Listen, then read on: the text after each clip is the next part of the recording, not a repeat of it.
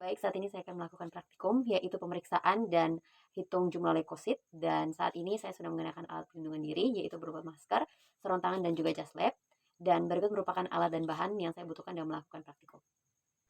Berikut merupakan alat dan bahan yang diperlukan. Yang pertama, ada pipet leukosit dengan skala 0,5 sampai 11, kemudian pipet Pasteur, dan ada larutan turk, serta darah K2-EDTA yang dicampur secara homogen atau darah kapiler.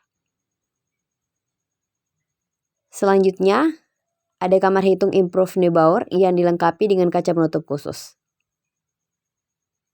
Selanjutnya dibutuhkan tisu dan mikroskop. Berikut merupakan prosedur pelaksanaan praktikum, yaitu yang pertama, untuk proses pengenceran dengan menggunakan cara pipet leukosit. Yang pertama, hisaplah darah kapiler atau darah EDTA dengan pipet leukosit yang telah dihubungkan dengan karet aspirator sampai tepat pada garis 0,5. Bila darah yang dihisap lebih, lekatkan ujung pipet pada bahan yang tidak meresap, misalnya plastik, sampai darah tepat pada tanda 0,5. Lalu, bersihkan bagian luar pipet tersebut dari darah dengan tisu atau kertas saring. Lalu, masukkan ujung pipet dalam larutan turk sambil menahan darah pada garis tadi. Pipet dipegang dengan sudut 45 derajat dan larutan turk dihisap secara perlahan-lahan. Ingat, jangan sampai timbul gelembung udara. Hisap sampai pada garis 11. Kemudian, angkatlah pipet dari larutan dan tutup ujungnya dengan ujung jari lalu lepaskan karet penghisap. Setelah itu, kocoklah pipet dengan menutup ujung-ujung pipet dengan ibu jari dan jari tengah selama 2-3 menit. Bila tidak akan segera diperiksa, maka letakkan pipet tersebut dalam posisi horizontal.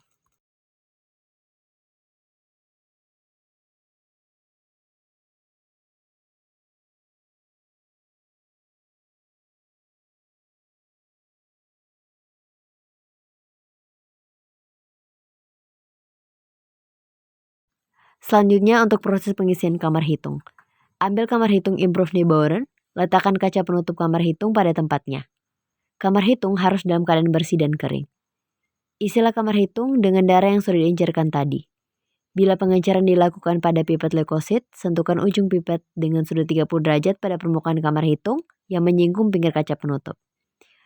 Kemudian pengisian kamar hitung harus diulang bila terjadi hal-hal seperti berikut. Yang pertama, terlalu banyak cairan yang masuk sehingga mengisi parit kamar hitung. Selanjutnya, kamar hitung tidak sepenuhnya terisi. Dan terdapat gelembung udara di dalam kamar hitung. Kemudian setelah itu, kamar hitung setelah diisi dibiarkan selama 2 menit agar leukosit mengendap.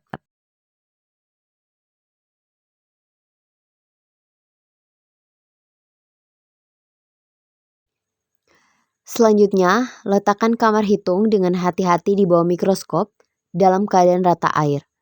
Kurangi cahaya mikroskop dengan langsung mengurangi cahaya atau menurunkan kondensor atau kecilkan diafragma atau kombinasi. Gunakanlah pembesaran kecil 10x10 untuk mencari daerah yang akan dihitung. Setelah itu, hitung leukosit dilakukan.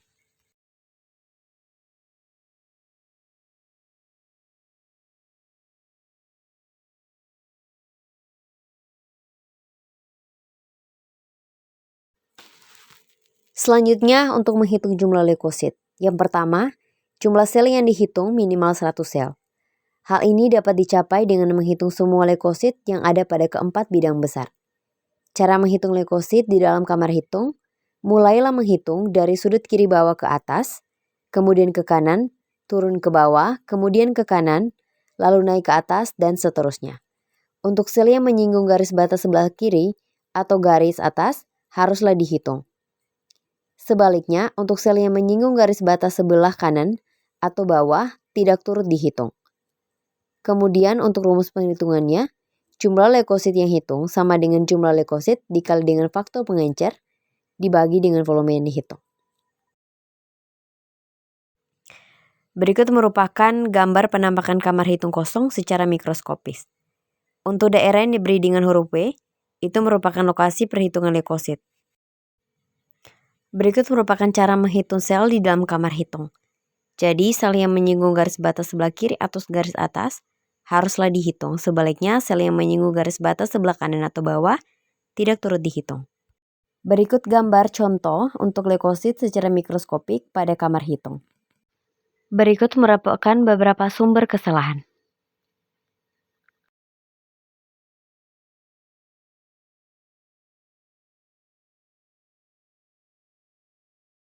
Berikut merupakan nilai rujukan dan interpretasi hasil.